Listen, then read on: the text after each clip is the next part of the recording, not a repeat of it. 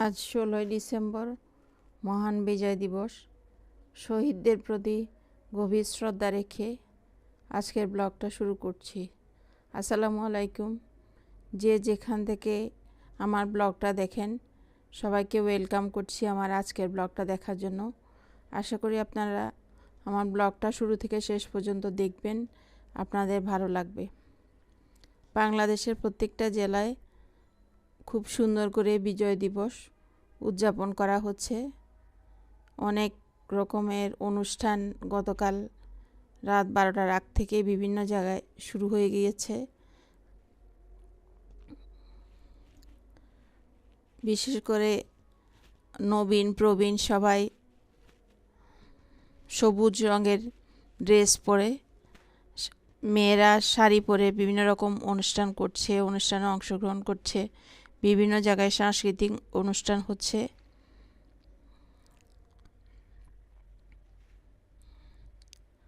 ওদের জন্য আমার মন থেকে রইল অনেক দোয়া, যারা দেশের জন্য শহীদ হয়েছেন।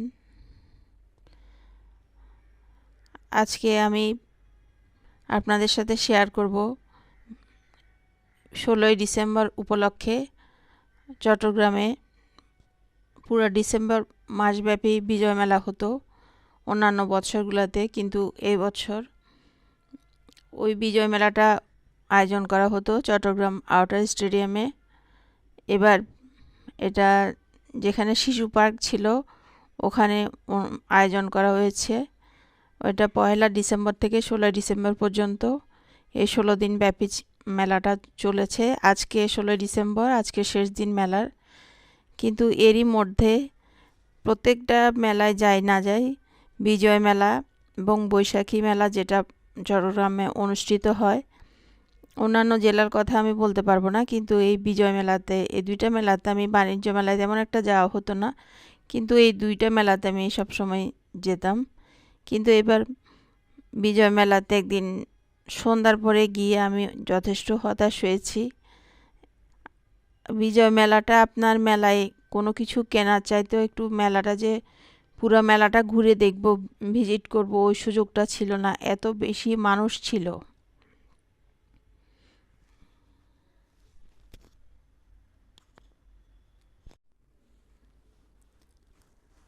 অনেক মানুষের ভিড়ে মেলাটা ঠিকভাবে ভিজিট করতে পারিনি, তারপরেও যতটুকু ভিজিট করতে পেরেছি তার কিছু কিছু ভিডিও ফুটেজ আপনাদের সাথে শেয়ার করব।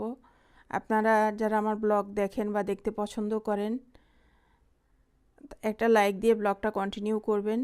আর যারা আমার চ্যানেলে নতুন আসবেন বা আমার চ্যানেল ভিজিট করবেন, তারা আমার চ্যানেলটা সাবস্ক্রাইব করে দিবেন। আমার ব্লগ দেখে বা ভিডিও দেখে আপনাদের যদি কোনো কিছু ভালো লাগে, ফ্রেন্ডস অ্যান্ড ফ্যামিলির সাথে শেয়ার করবেন।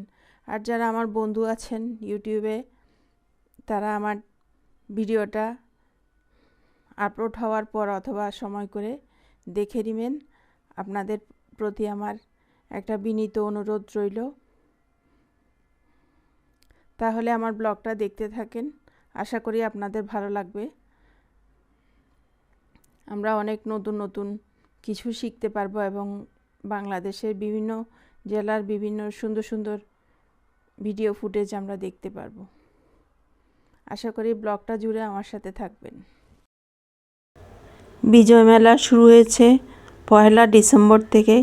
এরই মধ্যে একদিন সন্ধ্যার পরে চলে গেলাম মেলা দেখার জন্য। এটা মেলার বাইরের অংশ। আপনারা খেয়াল করলে দেখতে পাবেন কি পরিমাণ মানুষ। 1 ইঞ্চি পরিমাণ হেঁটে সামনের দিকে যাওয়ার কোনো সুযোগ নাই। অনেক কষ্ট করে মেলার ভিতরে ঢুকলাম। এটা কিন্তু এই যে মেলার বাইরে এরকম এই যে ডিম কেকগুলো বিক্রি করছে। যেখানে যেখানে যে জিনিসটা আমার কাছে একটু ভালো লেগেছে, সুন্দর লেগেছে, ওখান থেকে আমি ভিডিও ফুটেজ নিয়েছি।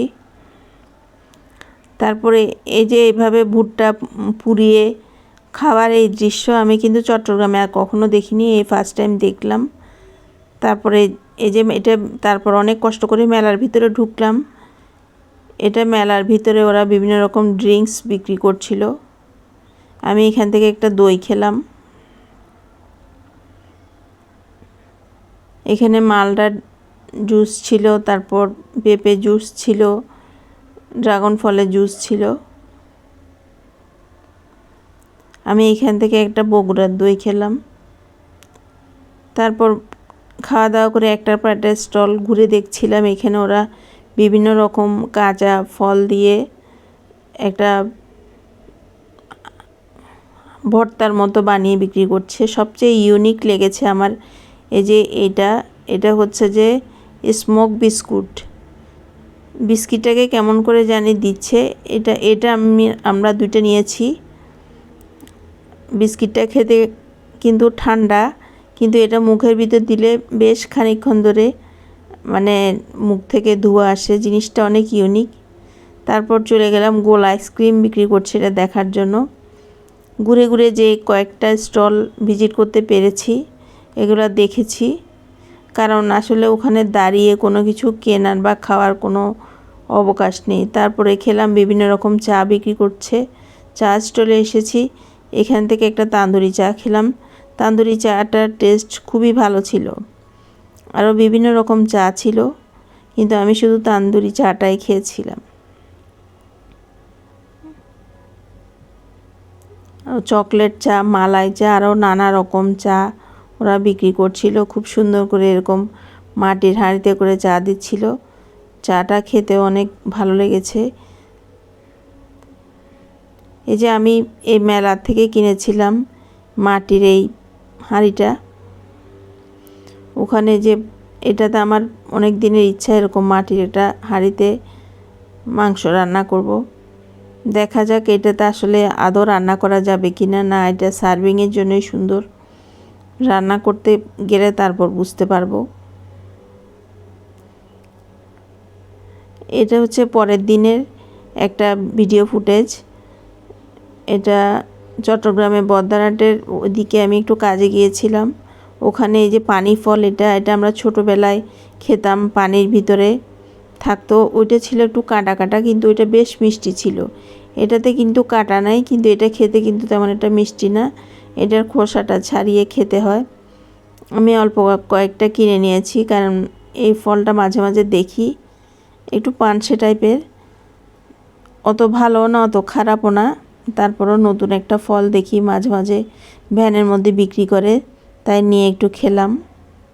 এই যে ভিতরটা এমন সাদা। তারপরে ওখানে পাশে মার্কেটে একটু ঢুকলাম, কিছু সিলভারের জিনিস কিনতে চেয়েছিলাম, কিন্তু সিলভারের জিনিস আমি যে জিনিসটা খুঁজছিলাম ওটা পাচ্ছিলাম না। কিন্তু ওদের ডেকচির প্রাইস শুনে আমি অবাক হয়ে গেছি। একটা ছোট একটা ডেকচি, ঢাকনা ছাড়া ডেকচি অনেক বেশি দাম বলছিল।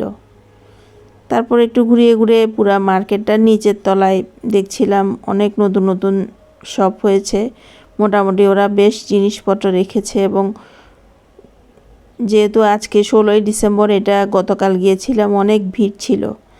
আবার দেখা হবে নেক্সট ব্লগে। আশা করি ভালো লেগেছে। সে পর্যন্ত সবাই ভালো থাকবেন। আল্লাহ হাফেজ।